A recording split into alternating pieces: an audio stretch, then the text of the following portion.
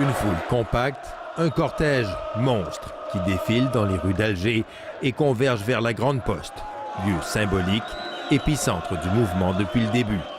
Après 8 semaines consécutives de manifestations, la mécanique est bien huilée, les slogans bien rodés. Parfois ironiques, souvent incisifs. À peine nommé, le nouveau chef de l'État par intérim, Abdelkader Ben Salah, 77 ans, est devenu la cible préférée des manifestants, qui le prient de dégager. Ça fait plus de 30 ans, depuis l'indépendance, on a toujours les mêmes têtes, les mêmes personnes qui gouvernent ce pays. Nous, ce qu'on veut, on veut un rajeunissement du système. Le Canada a un Premier ministre jeune. Pourquoi pas l'Algérie? Tous ici dénoncent la mainmise d'un clan sur le pouvoir et souhaitent un changement en profondeur.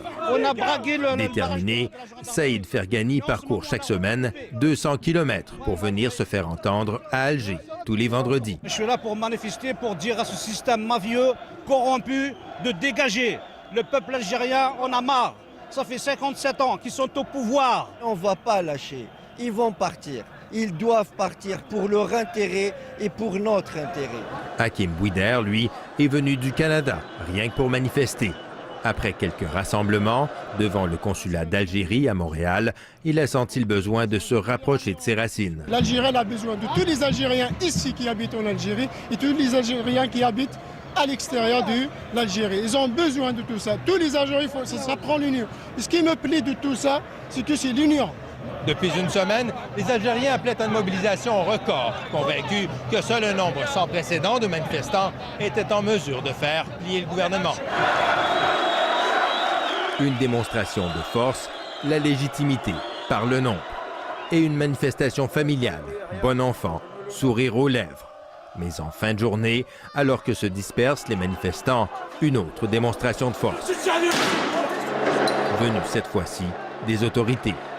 Discrètes et en retrait jusque-là, les forces de l'ordre passent à l'offensive.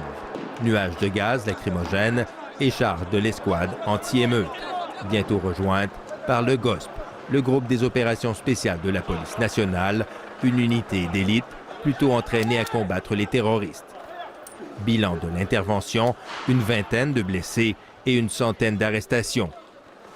Mais au milieu du chaos, imperturbable, un groupe de jeunes bénévoles donne l'exemple en ramassant les déchets, à l'image de la nouvelle Algérie dont ils rêvent aujourd'hui, qu'ils espèrent libre, démocratique, mais aussi propre. Ici Jean-François Bélanger, Radio-Canada, Alger.